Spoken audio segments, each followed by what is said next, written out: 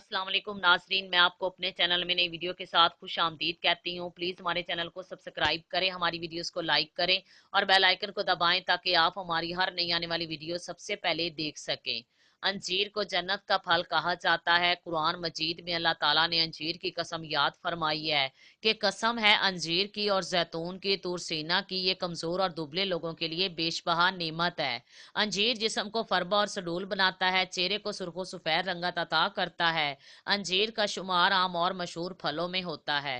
अंजीर को बंगाली में अंजीर, अरबी में तीन और इंग्लिश में फिग, यमनी में ब्लस, संस्कृत, हिंदी, मराठी और गुजराती में अंजीर और पंजाबी में हंजीर कहते हैं। इसका नबाताती नाम फैकेरिया है। आम फलों में यह सबसे नाजुक फल है और पकने के बाद खुद ब खुद ही गिर जाता है। दूसरे दिन तक महफूज करना भी मुमकिन नहीं होता। फ्रिज में रखने से ये शाम तक फट जाता है। इसके इस्तेमाल की बेहतरीन सूरत इसे खुश्क करना है। इसे खुश्क करने के दौरान जरासीम से पाक करने के लिए गंधक की धुनी दी जाती है और आखिर में नमक के पानी में डिबोते हैं ताकि सूखने के बाद नरमो मलाई मंजीर खाने में खुश जायका हो। इसलिए हर उम्र के लोगों में इसे पसंद किया जाता है।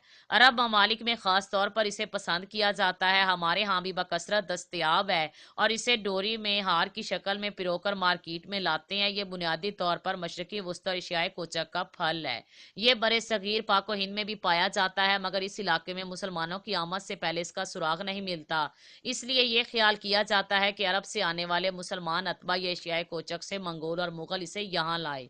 अंजीर के अंदर प्रोटीन, मादनी अज्जा, शक्कर, कैल्शियम, फास्फोरस पाए जाते हैं।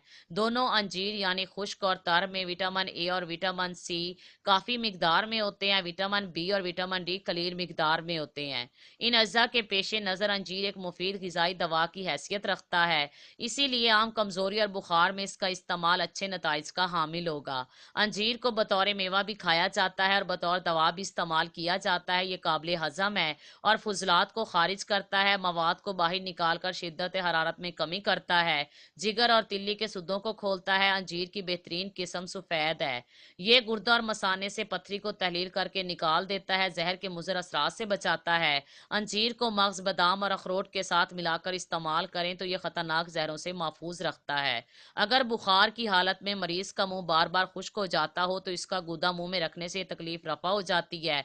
इसको निहार मुंह खाना बहुत फवैद का हामिल है। इसके अलावा इसके बेशुमार फवैद हैं।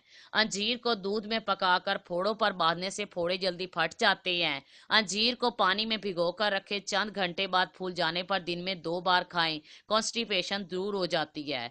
खुश्क अंजीर को रात भर पानी में रख दिया जाए तो वो ताज़ा अंजीर की तरह फूल जाएगा। इसे खाने से गला बैठ जाना या बंद हो जाने के अमराज पैदा नहीं होते। सर्दी के अयाम में बच्चों को खुश्क अंजीर दी जाए तो इनकी नशोनुमा के लिए बेहद मुफीद है। अंजीर जोद हजम है और दांतों के लिए बेहतरीन है। कम वजन वालों और दिमागी काम करने वालों के लिए अंजीर बेहतरीन तोहफा है। अंजीर खाने से आदमी मर्ज कुलन से महफूज रहता है।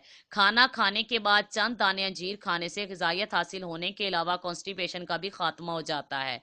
खांसी, दमा और बलगम के लिए भी मुफीद है। अंजीर खाने से मुंह की बदबू खत्म हो जाती है।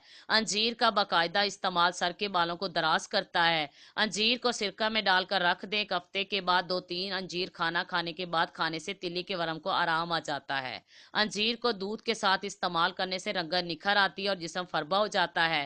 ताज़ा अंजीर तोड़ने से जो दूध निकलता है, इसके 2-4 कतरे बर्स पर मलने से दाग खत्म हो जाते हैं। अंजीर प्यास की शिद्दत को कम करता है। जिन लोगों को पसीना ना आता हो, इनके लिए अंजीर का इस्तेमाल मुफीद है। अंजीर खून के सुर्ख ज़रात में इजाफा करता है और जहरीले मादे खत्म करके खून को साफ करता है।